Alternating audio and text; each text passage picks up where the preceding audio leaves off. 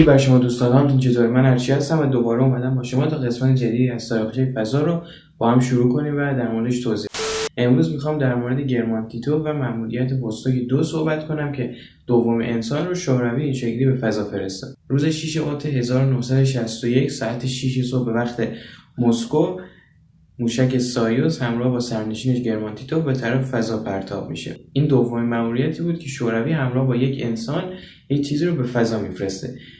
تیتف تا الان جوان‌ترین فضانورد دنیاست که با 25 سالگی به فضا رفت. تا ساعت 7:40 صبح همون روز خبرگزاری رسمی شوروی چیزی اعلام نکرد، چون می‌خواستن مطمئن بشن که فضانورد با موفقیت پرتاب شده و توی مدار هم سالمه.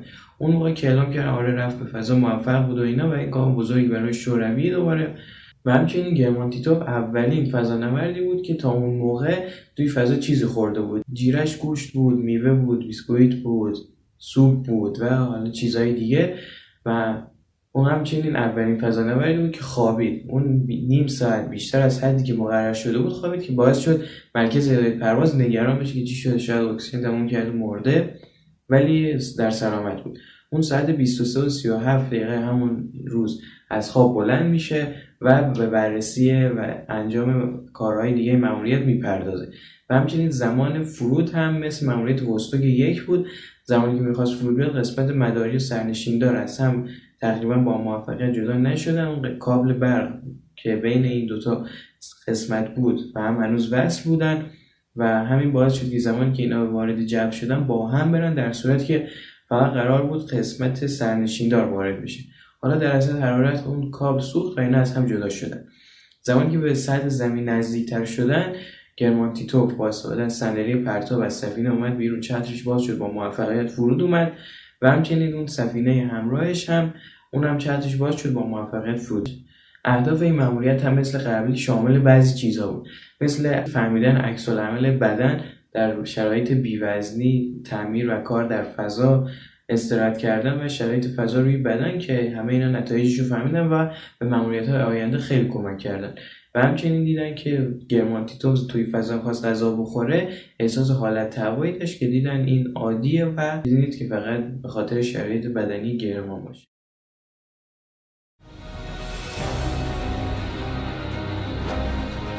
اطلاعات پرتاب مأموریت vostok 2. سرنشین تیتف زمان پرتاب 6 صبح روز 6 اوت 1961. محل پرتاب صفحه پرتاب شماره 1 پایگاه فضایی بالکنی. پرتاب کننده موشک مستقیم. وزن سفینه به کیلوگرم 4732. مدت یک دور گردش کامل به دور زمین 88.46 دقیقه. اوج مداری 244 و حصیل مداری 183 کیلومتر. زمان فرود 7:18 صبح روز 7 اوت 1961.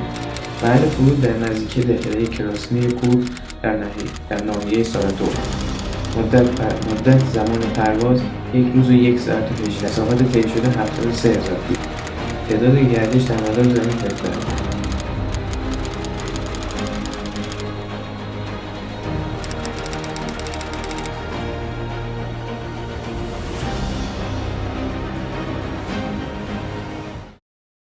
خیلی ممنون دوستان از اینکه تا اینجای ویدیو با من همراه بودین. یادتون باشه که همیشه با ما همراه باشید و ما رو به دوستانتون معرفی کنید. امیدوارم که سالم باشید. خدا نگهدار.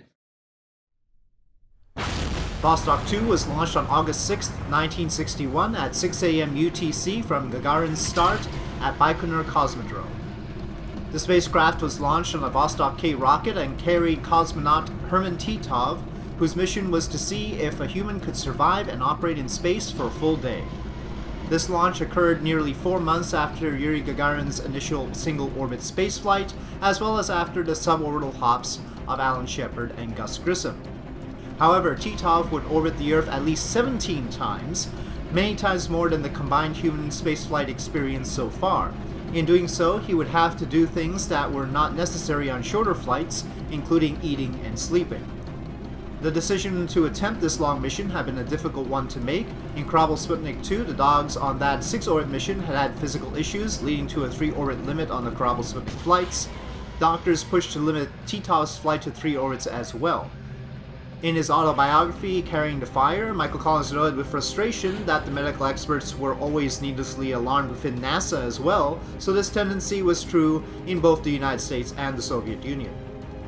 In the end, Sergei Korolev, the mastermind of the Soviet manned spaceflight operation, decided that because it would take a day for the spacecraft's orbit to pass over the prime landing site anyway, they might as well go for it.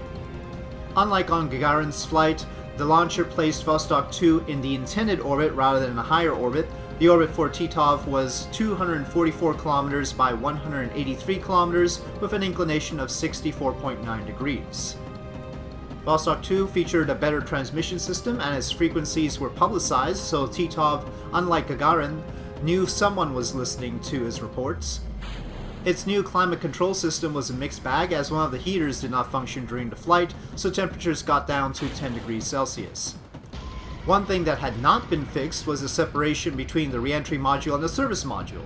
On Vostok 1, the equipment module remained attached to the re-entry module, causing bad wobbling, and it was only the heat and stress of re-entry that broke it off. This essentially happened again on Vostok 2 with the straps still holding the two together, unlike what is shown in the video, until re-entry heating burned through them. Despite the rocky re-entry, Titov made it back safely. He did experience the first ever bout of space sickness in flight as he experienced nausea shortly after making orbit and vomited while trying to eat one of the meals. Sleeping went fine though, and he actually slept a half hour more than expected. While the suborbital Mercury launches saw the first manual control of a spacecraft in space, Titov was the first to use manual control in orbit.